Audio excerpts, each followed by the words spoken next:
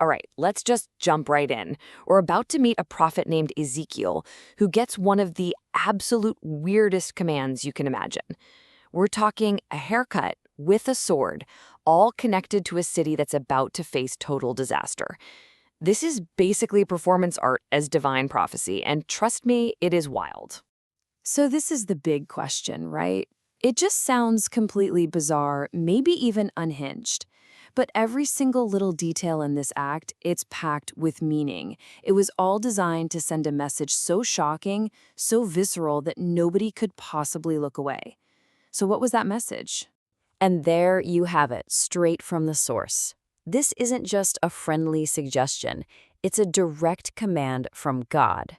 He tells Ezekiel to take a literal weapon of war and use it for grooming. But this is so much more than a haircut. It's the opening act of a terrifying symbolic drama.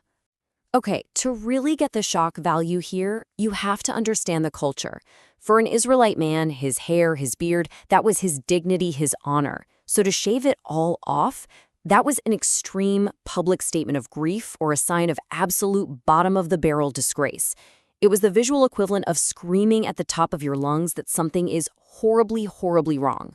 And the choice of tool here, that's a huge part of the message. Use a razor to shave. You use a sword for one thing, violence and death.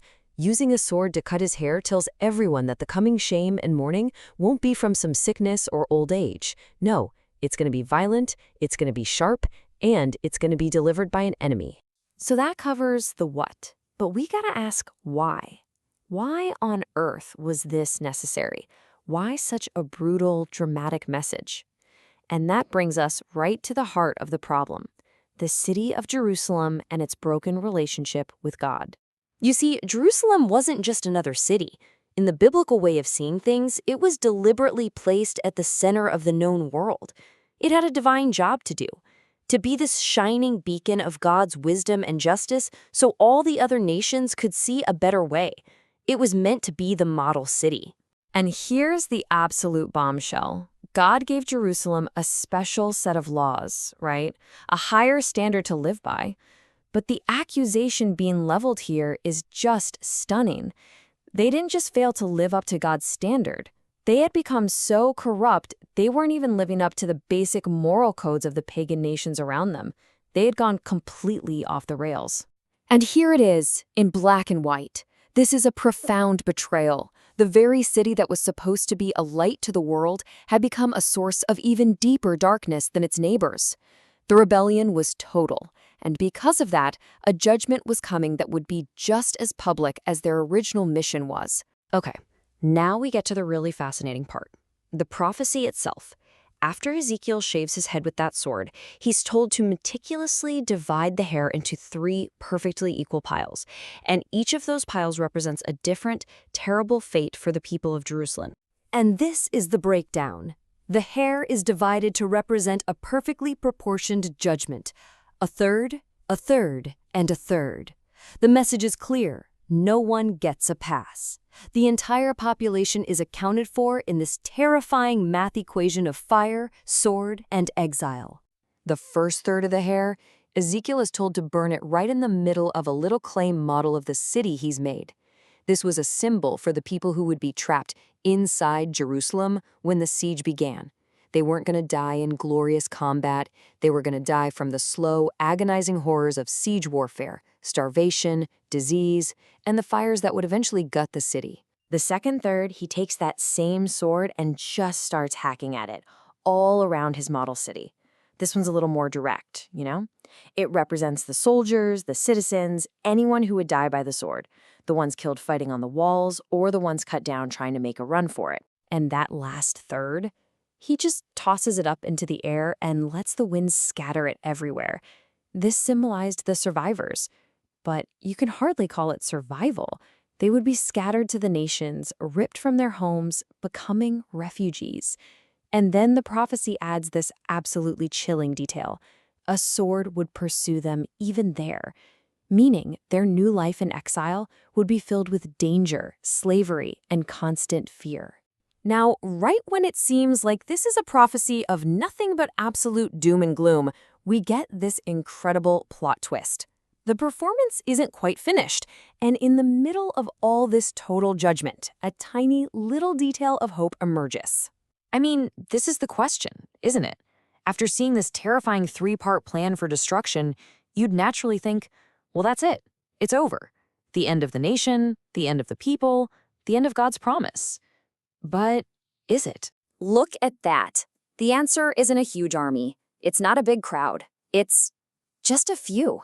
A tiny, almost meaningless number when you think about the whole. Right from that last pile of hair, the one he scattered to the wind, God tells Ezekiel, wait, take just a few strands and tuck them safely into the hem of your robe. This incredible little action symbolized that God, in his mercy, was going to protect and save a small remnant of his people. The judgment would be massive, but it would not be total annihilation. So who were these lucky few?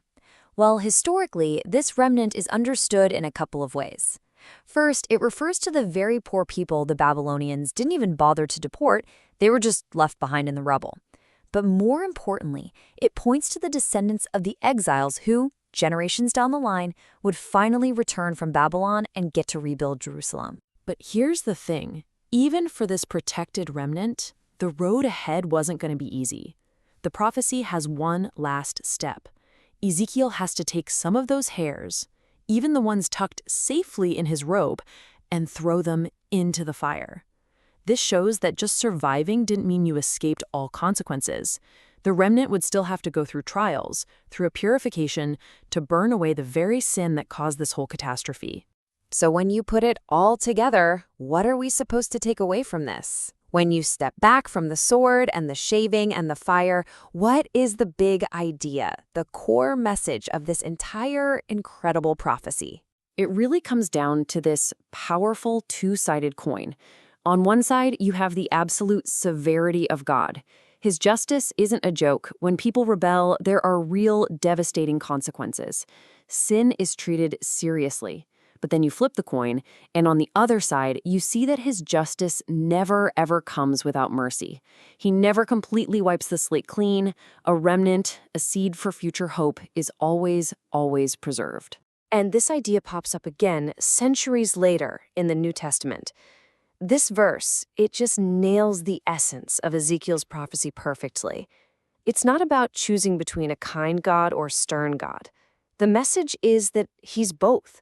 The sternness and the kindness, the justice and the mercy, they exist together at the same time.